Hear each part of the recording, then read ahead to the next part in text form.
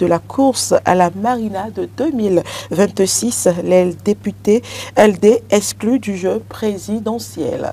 J'estime que ce titre a été plus ou moins débattu sur ce plateau. J'ai comme l'impression que nous inspirons nos quotidiens également.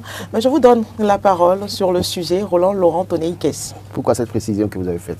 Bon, de toute façon, moi je crois que oui, on en a parlé. C'est ce que je constate. Bon, c'est vrai qu'on en a parlé, je crois, il y a 2 mardis avec Magoudianou sur ce plateau, on en a parlé brièvement. Oui, évidemment, la question du parrainage, je crois que je l'ai dit sur notre plateau, j'ai suivi un aîné de la presse écrit un article pour s'en prendre à ce qu'on a dit.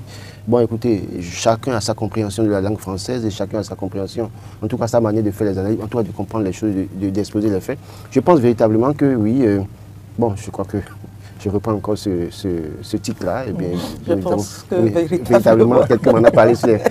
Non, mais quand vous vous exprimez régulièrement, il y a parfois ce titre-là qui arrive là. Et donc, ceux qui s'en est pris à moi sur les réseaux sociaux n'ont qu'à comprendre que oui, tout le monde en a forcément, ça partira avec le temps. Donc, je pense véritablement une fois encore ce matin, et j'estime que ça va être la dernière fois.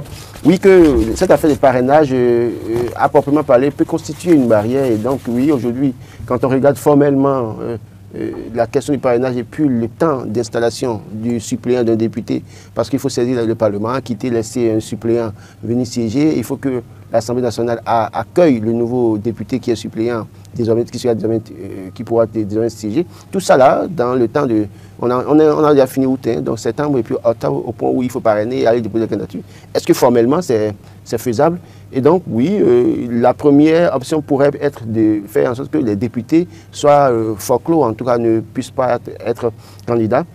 Sauf que quand vous regardez la liste des députés, vous avez vu, Martin Liba a publié une liste hier, et dans cette liste, vous allez voir Kamel Ouassangari qui est ambitieux, qui veut être candidat du Parti démocrate. Il y a quand même Eric Nkoundete qui est là aussi, il y a Nourinou Achadé. Donc, tous les 3 sont députés au Parlement. Est-ce que véritablement, ces gens vont renoncer à leur ambition parce que, oui, ils n'ont peut-être pas espoir que leur suppléant soit rapidement accepté dans une preuve télé au point de soit installé dans une preuve télé au point de leur permettre d'avoir le parrainage. Donc, l'un dans l'autre, bon, est-ce que les députés sont exclus? Je pense qu'ils ne sont pas exclus, ça dépend de la manière dont le parti va fonctionner. Maintenant, moi, c'est ma lecture. En parlant du parrainage, on ne parraine pas, on ne se parraine pas, on ne se donne pas à soi-même une caution. Maintenant, dans l'interprétation de la loi et dans la compréhension des acteurs politiques, ça peut être autre chose. Moi, ma manière à moi, je l'ai dit juste pour attirer l'attention des uns des autres là-dessus, parce que nous faisons des analyses, nous observons et puis nous attirons l'attention des uns des autres sur une situation qui pourrait advenir à tout moment. Donc, peut-être que ma lecture peut être une lecture biaisée ou fausse lecture, mais attendons de voir. Mais si nous en parlons, c'est qu'il faut qu'eux-mêmes réfléchissent autour. Je sais que la question a été débattue au sein de leur cadre formel. Je ne sais pas ce qu'ils ont tiré comme conclusion. J'ai eu vent de ce que ça devait être débattu au cours d'une de leurs réunions. Je ne sais pas formellement ce qu'ils ont pu décider par rapport à ça. Mais ils devront comprendre qu'à ce niveau, faire attention. Il n'y a jamais de fumée sans feu. Oui, c'est vrai que cette question, ça me fait vraiment réfléchir à quelques ajustements au niveau du parti les démocrates qui est concerné par ce type de problème lié au parrainage. Parce que lorsque vous avez 28 députés et que pour le parrainage, vous avez besoin également de ces 28 pour être parrainés, pour aller aux élections. Et donc, ça pose un problème lorsque, dans les dispositions, on ne vous permet pas en réalité de vous parrainer vous-même lorsque vous êtes candidat. Et donc, il se peut que des députés, d'accord, des démocrates soient quand même écarté, d'accord, en tant que parrain, dans la mesure où, Laurent l'a expliqué tout à l'heure, le député peut décider de démissionner, d'accord, ce qui fait que je ne partage pas forcément l'avis du journal qui dit qu'ils sont exclus d'office du jeu électoral, du jeu présidentiel. Parce que si éventuellement le député écrit une lettre qu'il adresse au président de l'Assemblée nationale et qui demande sa démission, je pense que déjà, avec la constatation de l'Assemblée nationale, déjà, il n'y a pas un délai normal défini par la loi qui doit quand même permettre à ce que son suppléant également prenne sa place. Et donc, pris ainsi, c'est que ça permet quand même à un député des démocrates d'être toujours candidat s'il le désire. La nuance, c'est que forcément, ça va créer, ça va enlever le suspense. Peut-être que les démocrates ont gardé juste là, autant que les partis de la mouvance présidentielle, le suspense selon lequel il fallait quand même déclarer son candidat, peut-être à la dernière minute, pour quand même essayer de ne pas déclarer tout le jeu politique qui reste autour du du choix présidentiel, du choix du duo présidentiel pour les élections. Parce qu'on sait déjà qu'il y a une méfiance au niveau des grands partis de la mouvance présidentielle et les opposants, où on ne sait pas qui sera le premier à pouvoir déclarer son duo de candidature. Et donc tout le monde est dans cette méfiance-là. Et donc du coup, si éventuellement un député ou deux députés décident peut-être à démissionner pendant cette période, par exemple avant les élections, ça pourrait donner un signal du fait qu'il y a ce député-là qui veut être peut-être candidat ou bien peut-être vice-président.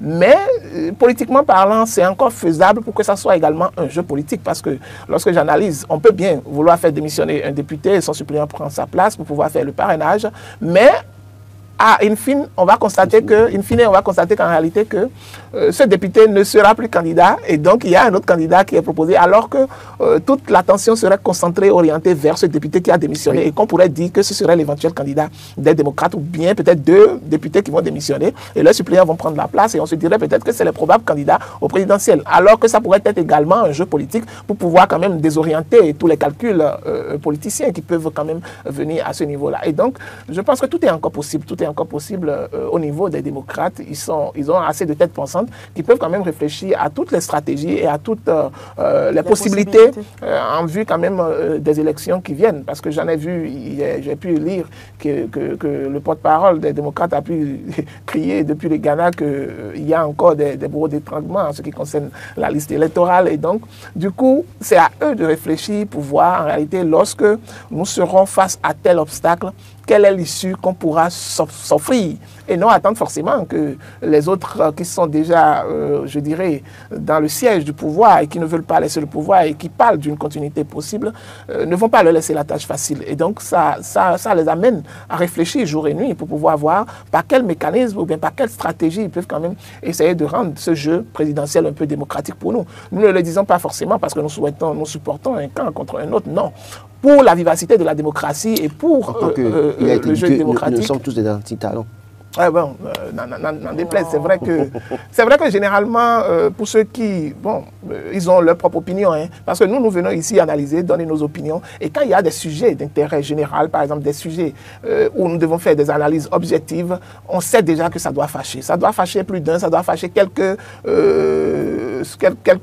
fans, d'accord, du pouvoir en place qui quand même profitent également du système, et donc c'est normal que ça les fâche. Nous sommes dans notre rôle, et on sait déjà qu'en opinant à chaque fois, ça ne va pas forcément plaire à tout le monde. Et nous le savons avant de pouvoir le faire. Des idées jetées. Et donc, c'est des idées jetées pêle-mêle. Et donc, chacun a son analyse. Donc, j'éveille toujours la conscience de ces acteurs, des démocrates, par exemple, à pouvoir quand même mieux s'affiner, mieux s'apprêter quand même, pour pouvoir proposer de meilleures solutions. C'est vrai qu'ils n'ont pas besoin d'étaler toute leur stratégie sur la place publique, ne pas vouloir peut-être faire des conférences de presse pour pouvoir dire tout ce qu'ils pensent de ci ou de ça, vu les enjeux qui viennent. Mais néanmoins, qu'il faille quand même qu'ils prennent conscience, en réalité, de tout ce qui peut se faire d'ici 2026, avant les élections. D'imaginer toutes les possibilités, pour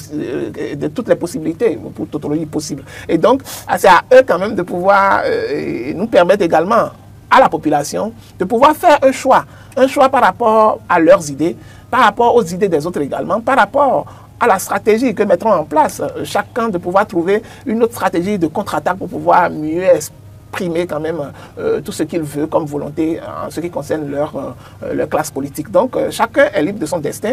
Le destin du peuple, c'est de pouvoir aller choisir lors des élections son candidat pour l'avenir de son pays. Le rôle également des politiciens également à leur niveau, c'est de pouvoir faire en sorte que ce jeu démocratique existe et de jouer les partitions pour qu'à la fin, ils ne puissent pas toujours se résumer en victimes, pour qu'à chaque fois on dise, bon, on nous a fait ci, on nous a fait ça. Mais en ce moment, à quoi est-ce que vous étiez en train de réfléchir lorsque je sais qu'en quittant ici, Carole va me mettre des barrières sud dans les escaliers? Pourquoi ne pas continuer de prendre par la porte du bas? Et donc, ça fait partie également des stratégies. Il faut des anticipations. Et c'est ce qui manque généralement à nos politiciens. Ils n'anticipent pas trop, ils ne réfléchissent pas trop loin pour imaginer toutes les possibilités, alors que vous avez en face une machine qui est très rusée.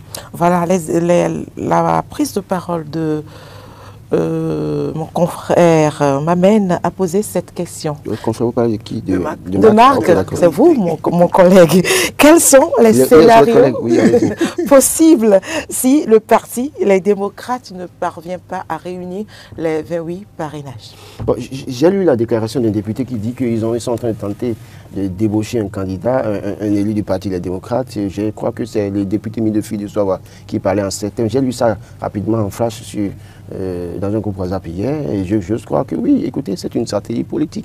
J'ai rappelé ce qui s'est passé sous la gouvernance, en tout cas avant que l'oncle de quelqu'un sur ce plateau ici ne soit élu maire de la commune d'Abou-Clavi. Donc oui, évidemment, on a dû enlever quelqu'un pour le cacher à Boycon. Est-ce qu'on l'a enlevé ou bien volontairement lui-même a décidé d'aller se cacher pour ne pas venir? Ne défendez pas. On ne l'a pas enlevé, au fait, pour rappeler l'histoire. Ne défendez pas votre oncle père. Non, pas du tout, on ne l'a pas enlevé. D'accord, ok, merci. Ça a été un jeu politique, il a disparu. Il a disparu. Pour aller se cacher en attendant que les élections... Car vous comprenez très bien. Donc, en plein processus, pour choisir un maire, un conseiller élu qui pourrait balancer, faire jouer, en tout cas balancer, si quand il balance d'un camp, d'un côté, c'est que ce camp gagne. Donc, il a disparu volontairement, et donc avec tous les moyens à disposition. Et c'est quand on a fini, il a laissé procuration, c'est quand on a fini qu'il est revenu. Donc, au fond, le parti des démocrates qui a eu mon père à l'âme de l'ami du premier des travaux. Le père à l'âme de ce conseil également. Le père à l'âme de ce conseil également. Etiko, évidemment. Donc, oui. Et donc, oui, les démocrates avaient eu des députés juste. Et fort malheureusement, une petite erreur peut leur être fatale. Et puis leur être fatale, et sachant très bien que d'autres personnes seront prêts à jouer le rôle de la candidature de l'opposition, comme on en a vu en 2021, avec les deux duos que nous connaissons, l'autre qui s'acharne contre l'ancien président Boniaï tous les jours aujourd'hui, et l'autre qui est quand même assez modéré ces temps-ci, mais qui va chercher son parrainage dans la mouvance également, parce qu'il n'a que 6 mai. Donc quand vous regardez ces exemples-là aujourd'hui, vous posez la question de savoir si véritablement les partis démocrates, pour aller aux élections, c'est une crainte légitime, hein, parce que les acteurs politiques ne sont pas à tous les coups fiables. Je sais que l'ancien président Boniaï a amené des initiatives pour les contraindre et les amener à jurer qu'ils seront fidèles à la formation politique en mettant à disposition leur parrainage. Sauf que nous sommes sur un terrain politique, tous les coups sont possibles. J'ai rappelé il y a quelques jours ici le cas de Kakabe en Côte d'Ivoire, qui a dû trahir toute l'opposition ivoirienne pour se retrouver candidat face à Alassane Ouattara pour valider la candidature d'Alassane Ouattara. On doit valider les élections. Ouattara est élu, on l'a nommé ministre de la Réconciliation. Encore qu'il n'a pas réussi à réconcilier Gbagbo et Ouattara ou bien Soro et Ouattara avant les partis. C'est pas évident, si vous avez été dans un jeu flou. On l'a vu au soir des élections aller pleurer pour rentrer dans son jet privé, je ne sais quoi, en pleurant, on l'a vu pleurer. Donc tout ça, c'est un cinéma. Donc les acteurs ici aujourd'hui, je ne sais pas combien on va mettre dans la balance, et jusqu'à quand ils vont tenir bon, jusqu'à quand. Et c'est ça le véritable souci qui pourrait être la situation du Parti des démocrates et notamment de certains qui les soutiennent. Moi, je pense que ce qu'on dit, c'est autant c'est valable pour l'opposition, autant c'est valable au niveau de la mouvance également. Hein, parce que vous savez très bien qu'il y a des candidatures qui s'affrontent. Mais la mouvance a la majorité. Non, mais justement, quand la mouvance a la majorité, sachant très bien que quelqu'un peut avoir la confiance du chef pour être le dauphin, candidat dauphin, et sachant très bien que quelqu'un qui peut dire que je ne suis pas d'accord et réussir à avoir des parrainages également, puisqu'ils ont quand même des maires et ils ont des députés. Et si celui qui a la confiance du chef n'a pas l'accompagnement du président de son parti, il se peut qu'on ait un autre candidat qui se retrouverait à avoir les parrainages. Et parmi ces parrainages, il se peut que ces personnes qui sont candidats ou bien députés ou maires se retrouvent à être candidats et dieux de candidature, en tout cas colistiers. Et la même chose peut arriver à leur niveau également. Donc oui, mais puisque quand la loi reste muette souvent, elle profite au plus fort. Ça, il ne faut pas perdre ça de vue. Et quand la loi est muette sur des situations, elle est toujours favorable pour les plus forts, ceux qui ont les leviers en main. Donc, autant de choses sur lesquelles il faut quand même s'inquiéter et attendre de voir si véritablement les députés démocrates qui rassurent les gens que oui, ils seront soudés jusqu'à la désignation de candidature avec tout ça. Et puis, la question du parrainage. Moi, je dis en fait, le souci pour la question du parrainage, c'est fondamentalement quoi? C'est-à-dire qu'il faut une session plénière. Et donc, au cours de la prochaine session, quand est-ce qu'il y aura session plénière? Quand est-ce que le nouveau député, le suppléant, sera installé? Quand est-ce que... Donc, dans ce délai-là, est-ce que raisonnablement, c'est faisable? C'est là l'inquiétude. Et l'autre chose aussi est que parmi tous ces députés, par exemple, lorsqu'on sait déjà qu'à l'orée de ces élections, on sent déjà qu'au niveau des députés des démocrates, il y a déjà des concessions qui ne veulent pas être faites parce que certains se disent que nous pesons dans la balance et on a besoin de notre parrainage. Donc, on veut déjà également pour les élections législatives qu'on nous reconduise d'abord dans nos conditions électorales pour qu'on soit encore élu député. Et donc, il y a ce type je dirais, de chantage entre griffes qui se fait déjà entre ces députés de ce parti politique parfois. Et donc, moi, je me dis, si éventuellement on devait sacrifier, si éventuellement ce député ne sera pas forcément candidat, mais pour pouvoir jouer au jeu politique, on veut décider par exemple de le positionner. démissionner, de le faire démissionner et de positionner par exemple son suppléant. Est-ce qu'il y a parmi ces députés, parmi eux, qui acceptera faire le jeu réellement? Qui acceptera faire le jeu si éventuellement il ne sera pas réellement candidat? Qui acceptera faire le jeu? Qui acceptera faire ce sacrifice-là? Alors que déjà... Les élus béninois sont tellement attachés à leurs Voilà, et donc qui acceptera faire ce sacrifice-là? Et donc ça pose encore quelques interrogations au niveau du parti. Donc il faut dire que ce qui doit normalement faire le point fort de ces partis de l'opposition aujourd'hui, c'est de s'unir et de s'entendre sur un minimum. Et s'unir et s'entendre, ça répond également à des critères où, par exemple, on doit pouvoir se faire confiance. Ça veut dire que tout ce qui transparaît, ou toute action que mène peut-être le président du parti, ou mène peut-être un acteur clé du parti, par exemple, doit être reversé au sein du bureau politique pour que chacun soit au même niveau d'information. Mais lorsque parfois il y a des rétentions d'informations, il y a le climat de méfiance qui se crée. Et quand il y a ce climat de méfiance, vous ne pourrez pas demander à l'un ou l'autre, par exemple, de pouvoir faire le sacrifice. Il va dire pourquoi moi? Pourquoi pas l'autre?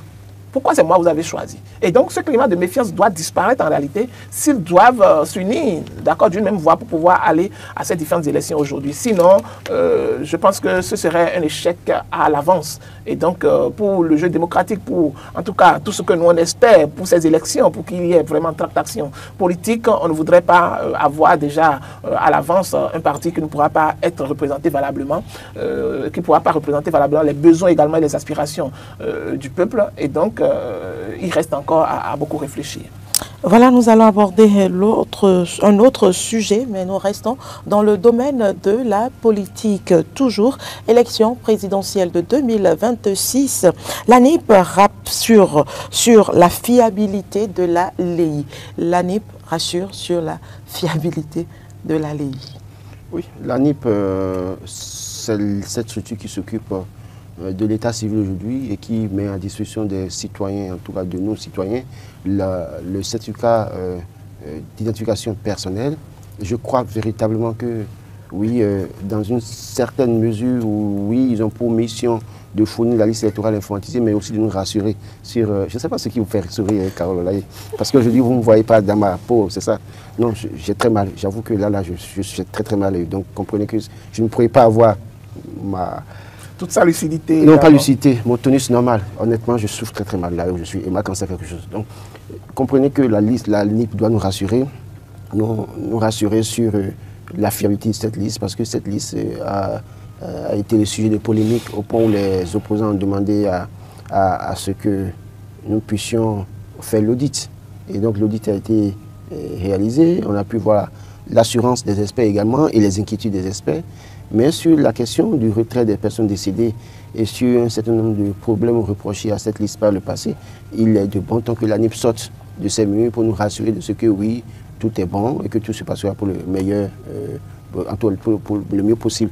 Donc véritablement, je pense que c'est une bonne initiative de nous rassurer. C'est vrai que j'ai lu quelque part pourquoi est-ce que c'est l'ANIP qui le fait, mais c'est l'ANIP parce que demain, si je constate que mon père à son âme mort en 2009, son nom figure dans la liste électorale, je crois que je m'en prendrai à l'ANIP pour dire mais qui est venu enrôler mon père qui est mort depuis 2009 sur la liste. Si je vois ma tante décédée l'année passée encore son nom sur la liste, je m'en prendrai à l'ANIP. Donc c'est normal qu'ils viennent, et même ma tante une tante qui est décédée il y a quelques jours également, si je vois son nom, je m'en prendrai à l'ANIP. Donc il va falloir que, puisque aujourd'hui les décès, en tout cas pour ce que je sais, sont déclarés. Et dès lors que les décès sont déclarés, on doit pouvoir estiper les morts de cette liste-là. Et donc cette assurance vient à point nommé. Attendons de voir comment est-ce que ça va être la suite. Marc Goudjan. Oui, je pense que cette séance est très importante. Importante parce qu'il faut que les partis politiques prennent connaissance réelle, une connaissance réelle par exemple de toutes les dispositions que doivent prendre les électeurs. Et ce sera eux, à leur rôle par exemple, d'aller également sensibiliser les électeurs à divers niveaux. Et c'est le même rôle que doit faire la société civile, qui doit être neutre et qui doit également participer à pouvoir sensibiliser les uns et les autres pour que l'on ait un fort taux de participation, par exemple, aux différentes élections. Pas comme ce à quoi on a assisté aux dernières élections. Et donc, il faut que chaque citoyen se sente concerné par le jeu électoral. Et ça passe également par la transparence au niveau de ces différentes dispositions pour montrer également, en réalité, les pièces qui rentrent en compte, par exemple, lors de ces élections, à quelle date il faut parfois actualiser les fiches, à quelle date la liste sera déposée au niveau de la Sénat, par l'ANIP, et également permettre aux citoyens de leur faire comprendre également qu'ils ne pourront pas, pour ceux qui n'ont pas pu s'enrôler, d'accord, qu'ils ne pourront pas le faire à partir du 28 septembre.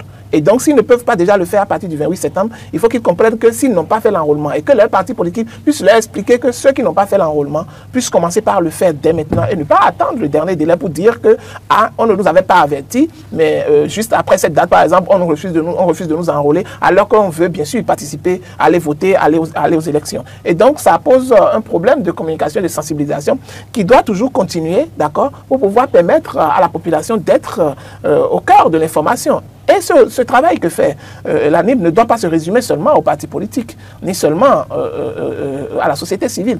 Mais ils doivent commencer également par envoyer des représentants sur les différentes chaînes de télé, de radio également qui existent, et prendre également par les journaux pour assez communiquer. Ils doivent définir un chronogramme où ils doivent parfois donner des dates précises, des dispositions précises, suivant telle période, pour que l'information aille à tout le monde. Parfois, tout le monde ne suit pas, tout le monde ne suit pas la télé, tout le monde ne lit pas les journaux. Il y en a qui sont dans des zones reculées et qui ont des radios communautaires et qui ont besoin, par exemple, d'entendre ou bien d'avoir ces informations dans leur langue locale pour pouvoir mieux comprendre l'enjeu. Et donc, ça reste à faire, on doit aller au-delà de ça. Mais pour les informations qu'on a déjà, il faut que ces partis politiques également servent de relais, d'accord, à l'ANIP pour que l'information aille jusqu'à leur base, pour qu'ils puissent savoir en réalité que avoir gagné les élections également, c'est une question de stratégie, c'est une question d'électorat également. Et l'électorat doit être assez informé pour se mettre dans la disposition de pouvoir réunir toutes les pièces qui sont nécessaires pour aller voter. Par exemple, il y a une pièce, par exemple, que l'ANIP vous délivre souvent, le C'est moi. Qui est à 0 francs, par exemple, qui fait office également de pièces pour aller voter. Et il faut que les citoyens également soient informés de cela pour pouvoir quand même savoir que pour pouvoir avoir cette pièce, par exemple, ils n'ont besoin de rien dépenser. Il faut qu'ils aillent se faire enrôler et demander alors cette pièce à travers les différents sites, les différents canaux, par exemple, numériques qui existent et qui sont mis à la disposition par l'ANIP pour pouvoir leur permettre, par exemple, d'avoir accès à ces pièces-là. Voilà, Roland Tonné-Ikes, l'ANIP, en tant que structure sous tutelle gouvernementale, peut-elle garantir une totale neutralité selon vous? Écoutez, c'est ça qui avait amené l'inquiétude de l'audit. Hein. Et donc, si les experts ont été commis, c'est pour cette tâche-là et qu'ils ont déposé le rapport et on a pu voir qu'il y a plus de peur que de mal, je pense qu'il faut croire à la fiabilité. Faire confiance. Faire confiance aujourd'hui. C'est vrai que, oui, l'ANIP est sous tutelle de la présidente de la République. Et c'est vrai que le directeur général de l'ANIP a été nommé par le président de la République. C'est autant de choses qui pourraient prêter à confusion ou à polémique. Mais si vous avez, les gens ont demandé l'audit, que l'audit a été réalisé et qu'on a eu les recommandations des experts, pourquoi continuer à encore se plaindre ou à suspecter? Non, je crois qu'il faut passer à autre chose. On a maintenant besoin de penser à autre chose, notamment la fiabilité des élections, à proprement parler, la transparence, l'inclusivité des élections, parce que oui, c'est un danger également qui guette. On a parlé des parrainages maintenant, donc il peut y avoir cette situation où des gens, toutes les manœuvres sont possibles pour exclure certaines listes des élections, ou alors, évidemment, au thème des élections, comment est-ce que les urnes seront sécurisées, les suffrages seront sécurisés. C'est à cela qu'il faut maintenant travailler, plutôt que de passer encore du temps sur une liste électorale. Je crois que ceux qui ont des craintes doivent pouvoir travailler à les sensibiliser davantage leurs militants sur le terrain, les aider à sortir pour aller avoir leur carte, celle dont parle Makou Dianou, c'est moi, cette carte qui est appelée c'est moi, parce que vous avez votre photo, non, toutes les informations, ou alors ceux qui ont leur CIP, qu'ils essayent de renouveler leur CIP ou bien d'aller tirer leur CIP, ça ne coûte pas grand-chose, et c'est les députés, ceux qui sont de l'autre côté, parce que la mouvance, j'ai toujours montré une image en caricature pour dire, écoutez, quand vous regardez 2016, 2019, 2020, 2021, 2023, il y a un certain nombre d'électeurs qui sont fidèles à la gouvernance de Patrice Talon et qui, quel qu'en soit ce qui se passe, quoi que vous disiez, iront aux urnes pour aller voter. Mais les militants de l'opposition, il y en a qui parfois ont des interprétations pour dire le jeu, les dés sont déjà pipés, c'est pas la peine d'aller aux élections. Et quand on se réfère la dernière fois à la déclaration du chef de l'État qui dit UPBR c'est la même chose, démocrate c'est la même chose, écoutez, j'appelle Boniaï régulièrement, on se parle et tout ça là. Dans l'opinion de certains Béninois, c'est comme s'il n'y a pas de différence. Et puisqu'il n'y a pas de différence, c'est que est-ce que c'est la peine d'aller voter? Et dans cette lecture et interprétation de cette déclaration, de ces faits politiques, qu'est-ce qui se passe? Il se fait que malheureusement, certains décident de ne pas aller voter. Et dès lors que plus de militants de l'opposition ne vont pas aux urnes pour aller voter, la grande partie de ceux qui sont au pouvoir, ils sortent pour aller voter. Et ça favorise le chaos. Parce qu'on a vu le chaos historique de Boni Yayi en 2011, où les gens disaient que non, et comment on appelait, la Lépi à l'époque, et que c'était pour favoriser la victoire de Boni Yayi. Et puis, les opposants avaient refusé de se faire enrôler à l'époque. Et qu'est-ce qu'on a pu observer? Ça a donné lieu au chaos historique de Boni Yayi. Et puis, pour 2021 également, on a pu voir quand le raviv a commencé, un certain courant de l'opposition disait non, c'est pas la peine, je n'irai pas faire. Écoutez, c'est pour un chaos de Patrice Talon en 2021, pardon, n'allez pas faire au point où ils seront bloqués. Mais les militants sympathisants de Patrice Talon sont allés se faire enrôler, ils ont été enrôlés, ils sont allés aux élections. Et là, quand on voit le taux de participation des élections avec les candidats à faire valoir, je continue de le dire, on a pu voir que là, un second chaos est intervenu dans l'histoire politique du Bénin. Et pour éviter que ça arrive en 2026, il faut que les députés, les partis de l'opposition, toutes tendances confondues, pas que les démocrates, LFN, GSR, tout ce que vous voulez, MPL, qui est actuellement, je crois, en discussion avec le Parti démocrate, sinon même que les discussions sont terminées, ils devront être ensemble pour les prochaines élections. Sauf que je me demande s'il y aura vraiment la sincérité dans les faits, dans les actes. Bon, mais il faut qu'ils aillent à l'assaut des Béninois qui n'ont pas encore leur carte et leur rappeler la nécessité d'aller voter, parce que dès lors que vous ne sortez pas pour aller voter et que les autres 7 militants sortent pour aller voter, le chaos sera encore historique pour la troisième fois dans l'histoire du politique du Bénin. Pour l'éviter, c'est juste sortir et dire aux populations que rien n'est encore joué à l'avance. C'est à eux de déterminer. Marc Goudjanou, pour finir avec le sujet. Oui, il faut dire que, puisque lorsque je reviens à votre question sur l'indépendance de l'ANIP, par exemple, la neutralité. Oui, la neutralité de l'ANIP, je pense que c'est une question qui est très importante et que les acteurs politiques ont souligné régulièrement. Et c'est d'ailleurs ça qui a conduit à l'audit du fichier électoral. Et on a vu les insuffisances qu'il y avait au niveau du fichier électoral. Ce qui était bien et que normalement le gouvernement devait mettre en place, par exemple, au niveau de l'ANIP, c'est que normalement, il y aurait un système de contrôle, d'accord, d'audit permanent au niveau de l'ANIP, où l'ANIP devrait normalement fournir des rapports annuels, d'accord, qui seront évalués. Ce à quoi on n'a jamais assisté. Parce que lorsque vous avez cette entité, par exemple, qui est sous la direction de la présidence de la République, par exemple, c'est normal que tout politicien puisse avoir un regard un peu critique dessus. Parce que c'est cette même institution qui va fournir la liste électorale informatisée, qui va servir en réalité, sur laquelle la Sénat doit se baser également pour organiser les élections. Et donc ça pose un petit problème où normalement c'est qu'on pouvait faire en sorte que les membres qui composent cette ANIP par exemple puissent être quand même des membres qui puissent appartenir par exemple à différentes obédiences politiques. Par exemple, lorsqu'on assiste par exemple au niveau de l'arabe, je vous donne un exemple par exemple par rapport à l'arabe où nous avons des de différentes classes, de la présidence, de l'Assemblée nationale, des professionnels des médias également. Et donc, normalement, l'ANIP doit être quand même étoffé de telle sorte que tous ceux qui sont des acteurs de la vie politique du Bénin, que ce soit la société civile, doit normalement avoir un représentant qui doit être là pour pouvoir faire le suivi et le contrôle. Les partis de l'opposition doivent avoir également des représentants au sein de l'ANIP pour pouvoir faire le contrôle. Les partis de la mouvance également doivent avoir pour qu'on ait un contrôle permanent par rapport à tout le travail qui se fait. Parce qu'on parle d'un fichier de l'état civil du Bénin. Mis à part les acteurs techniques qui doivent travailler sur le fichier, ils doivent avoir normalement, dans une belle démocratie, ce type de fonctionnement. Malheureusement, ce n'est pas à ça qu'on assiste, et c'est ce qui a conduit malheureusement à ce qu'on demande forcément que le fichier soit audité. Et à partir de l'audit, nous avons vu les insuffisances qu'il y avait. Ça veut dire qu'il y avait forcément, il y avait mal d'ordre. Si tout ce mécanisme avait été mis en place pour pouvoir montrer la transparence qui se fait au niveau de l'ANIP, on n'assisterait pas forcément à ce problème-là pour pouvoir quand même à chaque fois revenir sur le sujet. Donc ça revient aux dirigeants de penser pour l'avenir, de penser à réajuster les choses pour l'avenir parce que il faut beaucoup plus de transparence liée à ce fichier-là qui concerne tous les Béninois et qui ne concerne pas non seulement la mouvance, non seulement l'opposition, non seulement la société civile, mais tous les Béninois pris ensemble. Voilà un dernier sujet à aborder dans la rubrique analyse de ce jour. Nous nous intéressons à présent à l'éducation. Les AME invités à confirmer leur disponibilité pour la rentrée scolaire. Votre lecture, Roland Laurent, Tony Kess.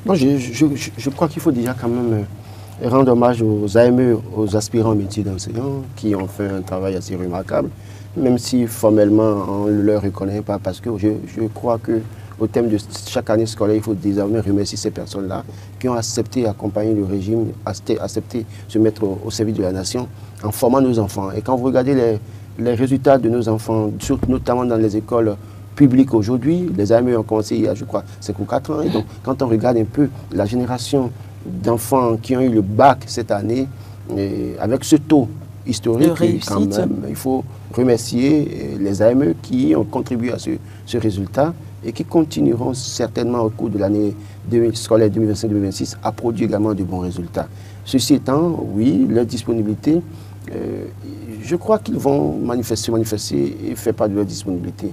Mais je continue de dire qu'il faut que l'État central, moi, je le dis, c'est mon avis, ça peut ne pas être l'avis des gouvernants, des gens qui étaient AME, parce que je suis aspirant journaliste à un moment donné, mais à un moment donné, dès lors que j'apporte mes preuves, c'est que je fais mes preuves, je ne suis plus aspirant, je suis journaliste. Donc les aspirants, à un moment donné, 1 an, 2 ans, et que 4 ans après, 5 ans après, on continue de les appeler AME parce qu'en fait, on ne veut pas les reverser, je crois qu'il y a un problème. À proprement parler, il faut désormais que ceux qui ont déjà fait 1 an, 2 ans, 3 ans, qui ont fait leurs preuves, on n'a même plus besoin de tests, comme j'entends dire qu'il faut leur faire des tests. Les gens, vous les avez recrutés, ils ont produit, ils ont fait des efforts, il y a eu des résultats qui sont là, non discutables. Vous voulez maintenant amener une question de tests parce que vous voulez écarter des gens? Non. Je crois qu'il faut véritablement leur donner un contrat maintenant, leur donner un contrat pour qu'ils soient à l'abri. C'est vrai que l'État a mis en disposition, en tout cas, un avantage où les enseignants, les femmes ont les congés de maternité, il y a un certain nombre d'avantages pour eux, c'est à saluer. Mais il faut aller au-delà et leur donner une sécurité en termes de contrat. Parce qu'avec le contrat qu'ils ont, vous savez très bien qu'ils vous souviennent que des gens ont manifesté et se sont revus radiés. Et fort heureusement, ils ont été réintégrés, que ce soit au primaire ou au secondaire également, à saluer également, parce que oui, l'État finit par comprendre que ce n'est pas bien pour des questions de revendication qu'il faut radier les gens. Mais je continue de dire que s'il y a quelque chose qu'il faut faire aujourd'hui pour sécuriser l'emploi de ces personnes, leur donner une sécurité et leur reconnaître le sacrifice fait, le travail fait pour l'État, c'est de leur donner un contrat. Ne serait-ce que les transformer en agents contractuels de l'État d'abord, et après peut-être leur trouver une autre solution. Je sais que la loi sur l'embauche aujourd'hui a pris par là, ou bien prend par là, avec la non-sécurisation de l'emploi pour les employés, au point où oui, compte tenu de ça, ils sont des personnes vulnérables. Il faut qu'on se sorte de ça pour des gens qui continuent de se battre. Mais selon vous, qu'est-ce qui empêche aujourd'hui le gouvernement à procéder à ce reversement des AME? On vous dira qu'il n'y a pas l'argent. On vous dira qu'il n'y a pas l'argent. On vous dira qu'il n'y a pas l'argent. Que c'est un budget. Et souvent, quand les problèmes concernent les gens qui sont au bas de l'échelle, on fait rapidement le calcul pour dire ça doit coûter 12 milliards par an. On n'a pas la trésorerie ne permet pas de supporter ça. Ça doit coûter 6 milliards par mois. Écoutez, c'est pas possible, c'est pas faisable. Mais quand on veut acheter de nouvelles voitures haut de gamme pour parfois des cadres qui véritablement n'en ont pas pour autant besoin, l'argent ne manque pas. Quand on veut lancer les grands travaux, oui, l'argent ne manque pas. On s'arrange pour trouver des solutions pour ça. Je crois que c'est une volonté politique. Les gens utilisent ces arguments juste pour maintenir une certaine classe, une certaine partie de la population dans la dépendance totale. Parce que quand vous êtes à l'abri, vous n'êtes pas à l'abri de... Mais sous d'autres cieux, les enseignants sont les mieux traités. Oui, même le chef de l'État, je crois qu'il a fait une telle promesse, hein, que tous les gouvernants, d'ailleurs, quand ils viennent, ils font des promesses. Boniaï a fait des promesses. Fort heureusement, il faut avouer qu'il a fait un effort en donnant une certaine sécurité aux enseignants, en augmentant les salaires, un certain nombre d'avantages. C'est vrai qu'à son époque, les syndicalistes n'étaient pas satisfaits de ce qu'ils ont eu. Je crois qu'aujourd'hui, ils doivent pouvoir faire la comparaison rapide pour voir si Boniaï a fait des efforts pour eux ou pas. Mais je crois qu'avant de partir, Patrice Talon fera le geste nécessaire pour reconnaître aux enseignants leur mérite à travers augmentation de salaire si possible, mais en confirmant les AME comme des agents contractuels, ne serait-ce que agents contractuels de l'État, leur donner une sécurité. Et puis, bon, ils ont, comme j'ai dit, il y a déjà des actions pour leur donner une sécurité, il y a l'assurance, tout ça là. Mais après tout, ils sont déclarés à la Caisse nationale de sécurité sociale. Donc, mais après ça, il faut aller plus loin. Et ça va permettre à ces enseignants de donner le maximum de... Il leur revient aussi également, parce que l'État fera son effort. On demande à l'État de faire un effort. Et je demande aux AME qui nous suivent également de faire davantage de sacrifices. L'enseignement, c'est un sacerdoce. Moi, je n'ai de cesse répéter et me rappeler de tous ces enseignants qui m'ont tenu du primaire au secondaire et même à l'université, qui ont posé des actes dans ma vie et qui sont restés gravés comme sur du marbre. Donc j'estime que les enseignants, notamment les jeunes frères qui sont dans l'enseignement, qui sont à l'AME, doivent comprendre que c'est un sacerdoce et tôt ou tard, vous avez toujours le mérite. Oui, je voudrais même déjà que vous commencez déjà par citer quelques noms qui vous viennent à l'esprit, idée d'honorer quand même tous ceux qui ont contribué quand même à être l'homme que vous êtes aujourd'hui, à pouvoir être le journaliste pétri d'expérience que vous êtes aujourd'hui. Je te le dis, moi je n'ai jamais de gêne à citer ces enseignants qui m'ont marqué. Je crois que la première personne, c'est mon professeur d'anglais en 6e. Quand j'ai été renvoyé du cours d'anglais en 6e, c'est lui qui a dit au comptable, cet enfant travaille, vous ne pouvez pas le renvoyer. Et il a payé ma scolarité en 6e, j'ai commencé à continuer les cours. Je rappellerai... Il vit? Il vit toujours de Sacomlan. Et je me rappellerai de mon professeur de français également, Davos Sébastien, qui est père de notre ancien collègue, rédacteur en chef Loris Davos, son père qui m'a gardé en français également. Je me rappellerai de Tavi Bernardin. Je me rappellerai d'ailleurs même mon directeur au CM2 qui me tapait pratiquement quand il faisait des fautes en français. Si aujourd'hui j'arrive à m'exprimer un peu bien en français, ce monsieur y a contribué fortement, fortement. Et je me rappellerai de mon professeur de français en seconde, Madame Tombeno Hélène, qui m'a payé la scolarité en seconde quand j'avais été renvoyé également. C'est elle qui m'a payé la scolarité. Et rappelez qu'elle était sous handicap. C'est une femme handicapée, oui, mais qui m'a ça, payé ma scolarité en seconde quand j'avais été renvoyé. Je me rappellerai de mon professeur d'anglais qui est actuellement aux États-Unis, Charles Roumenou, qui m'a appris à jouer au Scrabble et qui devait me faire voyager aux États-Unis, mais j'ai renoncé à la ministère fâché. La liste est longue. Non, c'est parce qu'il me demande que je le fais. Je pense que je me rappelle de toutes ces personnes-là. Appelez-moi de moi aussi. Oui, non, mais vous... Était votre responsable. Oui, responsable. Oui. Qui ne fait ce que faisait chier à l'époque. C'est juste pour vous arracher au sourire, chers amis téléspectateurs. Je le dis pour que ces personnes... Non, vraiment, c'est un sacrifice. Oui, je le dis pour que ces personnes... Moi, je n'ai que des parents enseignants, donc... Je le dis pour que ces personnes qui nous suivent, ces enseignants qui nous suivent, comprennent comment est-ce que un acte peut impacter un enfant. Père son amadon aussi, qui nous a gardé en philosophie et qui, donc, il faut rappeler que moi j'étais toujours votre meilleur en philosophie toute l'année. Donc oui, c'est des choses qui nous ont marqué et ces enseignants nous ont marqué. Donc il faut rappeler à la nouvelle génération d'enseignants que ce que vous mettez dans la vie d'un enfant, ça peut l'aider à se construire demain. Toutes ces personnes ont même permis, en 6e, l'autre m'a permis de rester en classe. D'accord. En seconde, quand je suis après le BPC, elle m'a permis de rester en classe, d'aller au cours. Sinon, j'allais peut-être abandonner. Aujourd'hui, si je suis sur un plateau, j'en parle, ces personnes ont été d'un secours assez essentiel. Je ne demande pas que les parents laissent leurs enfants pour demander aux enseignants d'aller payer leur scolarité. Non. Mais si vous avez la possibilité de le faire, n'oubliez toujours pas, il y a plus de bonheur à donner qu'à recevoir.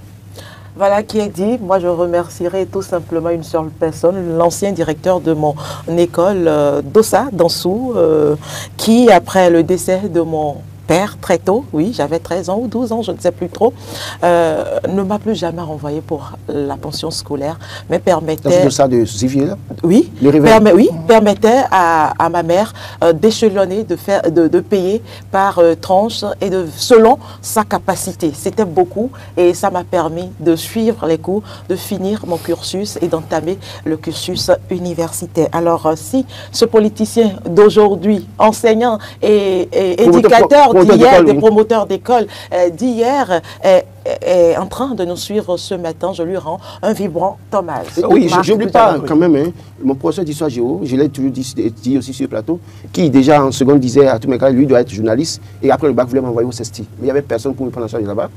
Je n'ai pas pu aller au CESTI, mais fort heureusement, ce qui voulait que je sois, je suis devenu ce journaliste-là. Donc, monsieur Rubello. Oui, je n'oublie pas Charles Ligan, journaliste, aujourd'hui enseignant à l'université d'Abomey-Calavi, qui m'a également tenu en terminale et qui m'a permis de rentrer de faire mes premiers pas dans ce métier. Non, moi, je vais conclure d'abord pour vous remercier déjà. Parce et vous ne m'occupez plus, hein, parce que c'est moi qui ai ouvrir cette brèche-là pour que vous puissiez quand même rendre hommage à tous ceux-là qui contribuent jour et nuit à hauteur de sacrifice pour être les hommes d'aujourd'hui, les hommes de demain. Moi, j'ai que des parents qui sont enseignants, ma mère et mon papa, ils sont tous des enseignants. Donc, hommage d'abord à eux. Salut au passage, monsieur Goudiano Évariste. Salut maman Miguel Marguerite. Ça, ce sont les premiers enseignants que j'ai connus. Et donc, je vais vous laisser continuer alors. Merci à vous sur ce plateau. Non, des enseignants, et le plus souvent, les enseignants des enfants récalcitrants. J'en ai en face de moi.